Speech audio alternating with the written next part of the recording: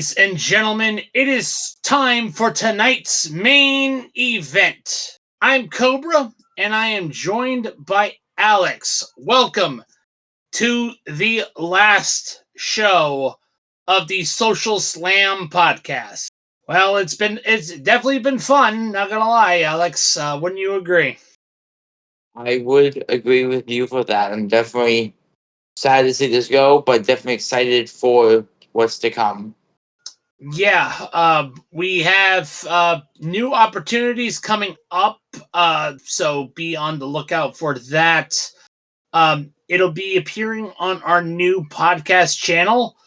Um, we are no longer we, as in Cobra, Alex, Tyler, Greg, Kat, all of us who are a part of the Social Sports Pad Podcast Network. We are officially moving on. So be on the lookout for that. Thank you for listening to us. But but the show must go on.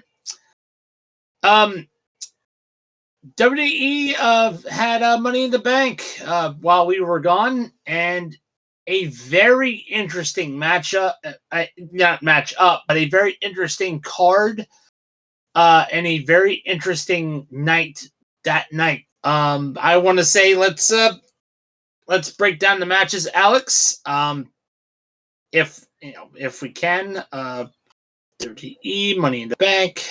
Let me turn off my notifications, and here we go. So we had the women's Money in the Bank ladder match: Roxanne Perez, Rhea Ripley, Stephanie Vaquer, Alexa Bliss, Gilia, and Naomi representing SmackDown. I think this was the better of the two Money in the Bank matchups.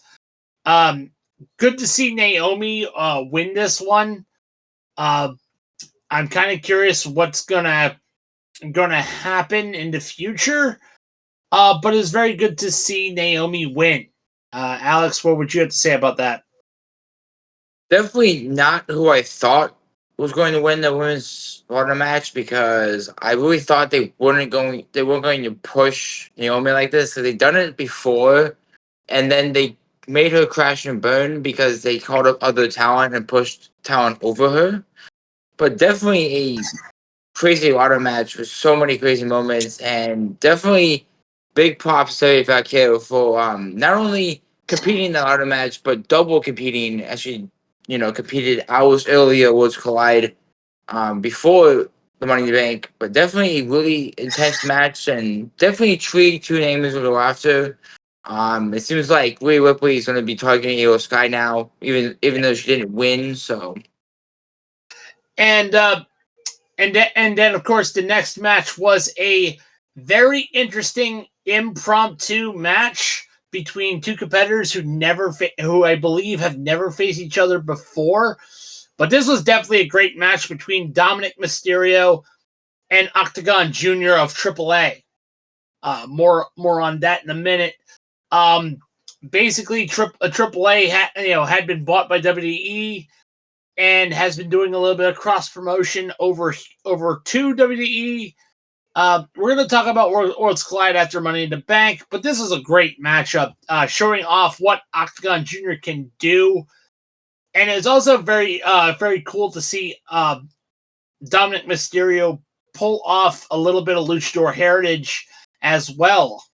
yeah, I would definitely agree with you. I haven't got the chance to actually watch highlights because I missed Worlds Collide, but what I have seen was this was a very fun match to watch, knowing what happens prior with Oscar Jr. calling out Dominic, and then Dominic accepting, and then obviously retaining, but in a great fashion. Not just that, but I will say, I think WWE's plans did not come to fruition. They wanted Octagon Jr. And they did get him, but they got two for the price of one, and we'll get to him in a minute. Probably in a long minute, but still, it's enough. The next match was Lyra Valkyria defending the women's Intercontinental title against Becky Lynch. I definitely believe that this elevated not only the belt, but also Lyra Valkyria. Apparently, there was a little bit of a botch involved in this one as well, with Becky Lynch's daughter in attendance wanting to see the win because she liked both Lyra Valkyria and her mom, obviously, and didn't get to see all of the match, didn't get to see the title win, or Becky Lynch raise Lyra Valkyria's hand, or vice versa. That is definitely interesting, and I mentioned this on the last time we did this, that this match was going to be brutal. It was going to be aggressive. It was going to be insane, and it definitely was. And Lyra Valkyria definitely crashed out at the end of that match when Becky was forcing her to put the belt on her and around her waist, because Becky told her straight up, "You are going to raise my hand when I beat you at Money in the Bank." But I was not expecting Becky to force her to put the belt around her waist, and I do not blame Valkyria for attacking Becky after that, because I don't think this is over. Becky has the belt. I don't think it's going to last very long. I definitely think Valkyria is going to get it back. I think Becky needed the IC Championship to become a Grand Slam champion, so definitely was going to happen eventually, just not in the way I expected it to happen. Right. Not only that, but it was also it was also one of those things where a veteran was helping to elevate a younger talent, in the proper way. So this was a great match.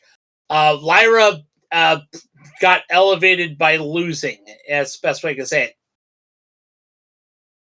it. Then we had the men's Money in the Bank. We had Seth Rollins, Penta, and El Grande Americano, a.k.a. Chad Gable, but not Chad Gable, versus Andrade, Solo Sikoa, and L.A. Knight. Yeah! Forgetting about Penta, too. I did say Penta. You did it. This, I thought this was an interesting match. Not interesting in the winner, because I thought Seth Rollins was going to win this, because Seth Rollins, being a part of Paul Heyman's new faction, the new Dangerous Alliance, if you will.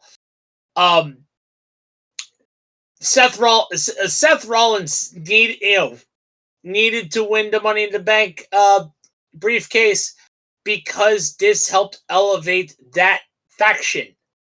I mean, the faction is good enough, but it needed that extra stake, if you will. Like, who knows? Seth Rollins could cash this in, in John Cena's last match, and here we go. But again, I don't know what John Cena's plan is, but we will get to that in a minute. But Alex, do you think the briefcase should have gone on anyone different? Yes.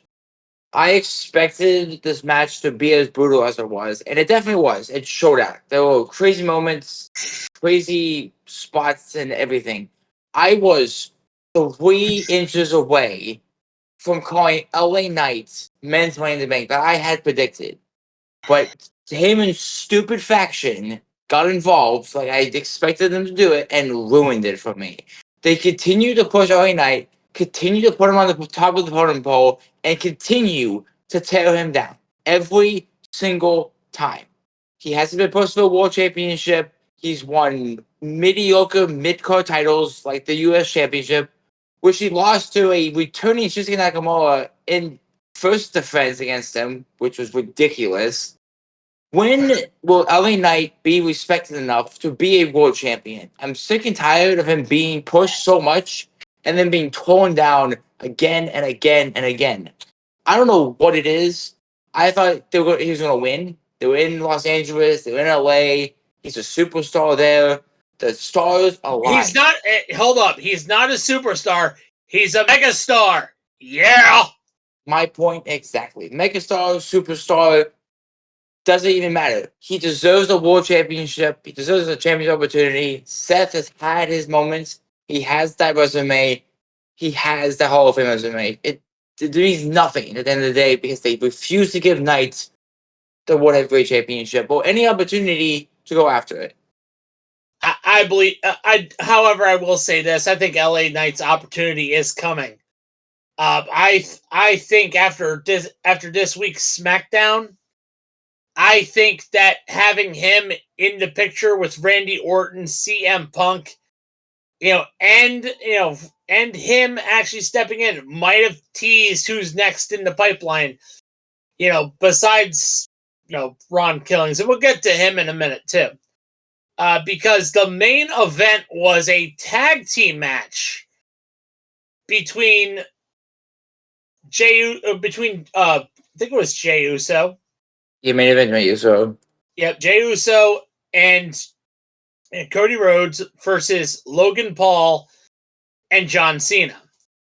Now, before we get to the results of the match, I want to say I watched this entire match, and it definitely played like a, hey, I'm John Cena. I'm the experienced veteran. Listen to me, and I'll take you to the top, Logan.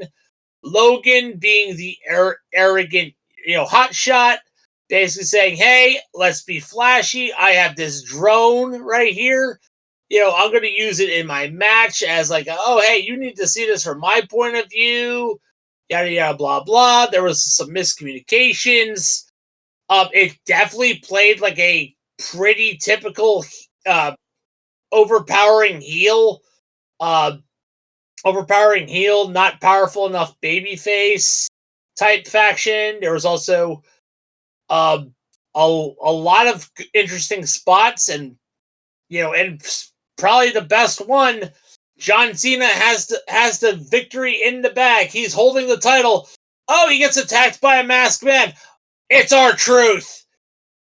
Or rather, now Ron Killings. Probably the biggest pop. Biggest pop of the night was the return of the Truth, Ron Killings. Yeah, definitely agree with everything you said here. And this is why I've always said I have not liked Logan Paul in WWE. He makes it about himself. He makes it about going viral. He makes it about everything. If you watched him against Roman Reigns, he filmed him doing a Fox splash to the announce table. Roman Reigns with his camera.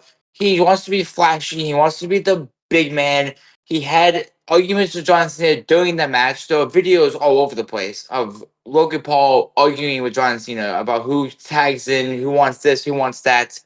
He is a bona fide superstar that just wants views, that just wants to be famous because his YouTube career didn't pan out like he wanted it to. And John Cena was like, well, I'm older than you. I know more about you in this industry. I have the resume. Shut up and don't bother me because you're going to lose. And they did lose because of what Logan Paul wants to do, which was to make millions and millions of views and make it all about him and his big ego. And you wonder why he's banned in Japan. Anywho, so we talked about Octagon Jr. in a interesting Intercontinental title match against Dom Mysterio. Because there was a very interesting thing that happened. AAA had a Worlds Collide matchup in WWE, where some of the talent of WWE faced off against some of the talent of AAA. And interestingly enough, there was one superstar from AAA that made one hell of an impact. And that was the weirdly named Mr.Iguana. Who would have thought that WWE would be highly invested in a comedy wrestler? Santino Marella. Look, they haven't had a good comedy wrestler since Santino Marella. And originally, Santino Marella wasn't a comedy wrestler. And of course, R-Truth is moving to a more serious combatant, so they needed someone comedic. And this Mr. Iguana fellow, who is a luchador, who is a non-traditional luchador, because instead of wearing a mask, he actually paints his face fully. So it's very interesting to see. And not only that, but it was originally expected that he was going to get a call up to NXT, not a call up, but a contract to go to NXT. And WWE was like, they did the photo shoot. He was apparently at the Performance Center. And apparently Shawn Michaels went, I don't think you're going to NXT. I think you're going to the main roster. So that was very exciting. And by the way, the match that he was a part of, which was a 6-man tag, I thought he did spectacularly in that match. He looked like he was very athletic. He looked like he could move. His charisma definitely carried him. Alex, talk to me, man. I definitely agree. And from watching what I limited could of War Squad, I can definitely tell that AAA has a lot of great talent that I didn't even knew existed because I don't watch, luchador wrestling. But Mr. Iguana, Psycho Clown, Octagon Jr., LV, Ahilo. LV Kingo, it's like all this talent down there in AAA. Yeah, I'll take it. Not to mention, Ray Phoenix, who's now somehow going to be debuting somewhere. I don't know if he's debuted or not, but Ray Phoenix has been on SmackDown. All right, he's been on SmackDown for the past month. okay. But yeah, it's definitely excited to see Mr. Iguana. Definitely stood out to me a lot based on his charisma. He's definitely a comedic character. Like you said, they've had a couple of comedic wrestlers, not for a long time. Obviously, Satina Morella, R-Truth. Before that was Doink the Clown and Yeah, other wrestlers. Rico, Goldust. There's some some wrestlers that didn't really make it. Like Colt Cabana was on WWE, but he was like Justin Goldsmith, or something like that. So that's the best way I could describe it. Yeah, WWE has been more serious, but there is a place for comedic wrestlers as long as they don't go too far. Looking directly at Mr. Penis Suplex Joey Ryan, who is thankfully banned from wrestling, so there's a good thing. But yeah, comedic wrestling definitely deserves to be. It just, you also have to find that balance as well. I mean, there's a fine line between Danhausen and wrestling a blow-up doll, Kenny Omega. Anyhow, Alex, I think there's one thing I do want to add about the AAA as well. Conan is not a good color commentator. Ugh. I mean, he's better than Vampiro. I will say that, AAA, but Conan's just not good as far as his flow. On the in the color commentator position, he's a little wooden. If you've listened to the way the matchups has been going, it's like he's wooden. Did you notice that? Or is it just me? I also noticed that too. I feel like AAA doesn't have some like elite voice talent like WWE does, and AEW in the same caliber. I hope that changes though, because again, the wrestling product from AAA is good. It is good. In fact, I consider it's definitely going to be top tier, and I do believe that WWE's purchase of AAA can only boost the production value of AAA and put even more eyeballs onto the product because it's a good product. Yeah, definitely. And they've been working really close and really well with TNA so far, too. And definitely, it feels good that we're back in the time WWE when they're partnering with other big brands. They did way back then with New Japan and, where they got, AJ Styles debuted at the Royal Rumble 2016. We had no idea he was debuting because Vince was like, oh, New Japan, pick him out of it and throw him on the main stage of WWE, and he took off. He was popular. Everyone liked him. He won championships all over the place because he was a megastar in New Japan, and they used it.